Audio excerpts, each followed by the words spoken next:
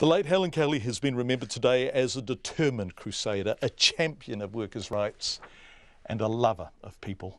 More than 1,000 people crowded into Wellington's Michael Fowler Centre this afternoon to farewell the prominent trade unionist.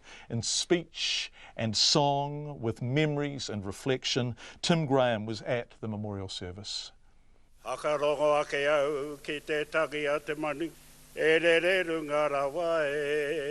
It was an afternoon of heartfelt tributes for a woman loved and admired by many. Helen Kelly's ashes sat in an urn placed on the stage during the service. Her successor as president of the Council of Trade Unions, Richard Wagstaff, delivered the eulogy. He told mourners Helen Kelly will never be forgotten. I know we're meant to celebrate the gift of her life, to think of all the joy she gave us and the strength she gave us. But I know I'm not the only one who was gripped by a huge sadness at the loss of someone who was too young to die and had so much more to give, who would have made all of our lives and the lives of a great many other people much better if she was still here. Helen Kelly's many high-profile campaigns were recalled: 0 hours contracts, forestry safety, Pike River, AFCO, Ports of Auckland. But one cut her more deeply than the rest, as Richard Wagstaff explained. I remember talking to her one night during the so-called Hobbit dispute. She was really upset. She was really upset by the way that story played out, how the politics had played out, and how somehow unions were being slammed as the enemy of the people. It was wrong, and it proved to be so when the dust settled.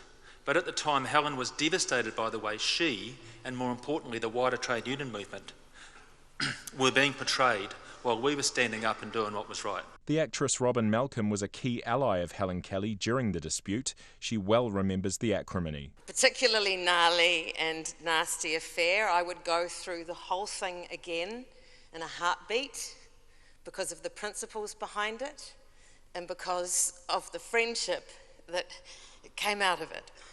There were lighter moments too, like this story from Helen Kelly's Australian counterpart, Jed Carney, who recalled an eventful trip to Fiji. I can say by the end of the 4 or 5 hours that we were detained by the Fijian authorities. I was so sorry for the Fijian authorities.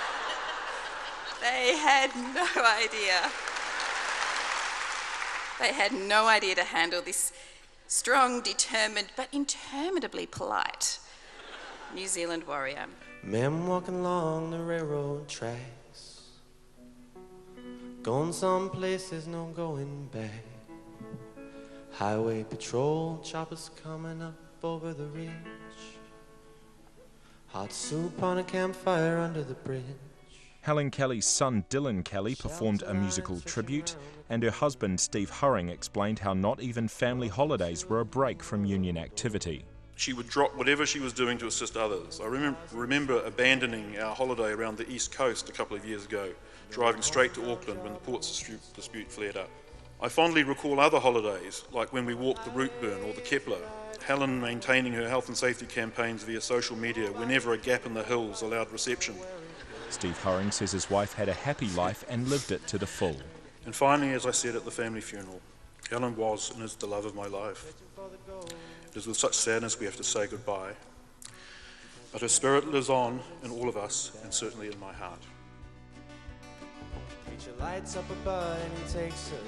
Helen Kelly was 52. In Wellington for Checkpoint, Tim Graham.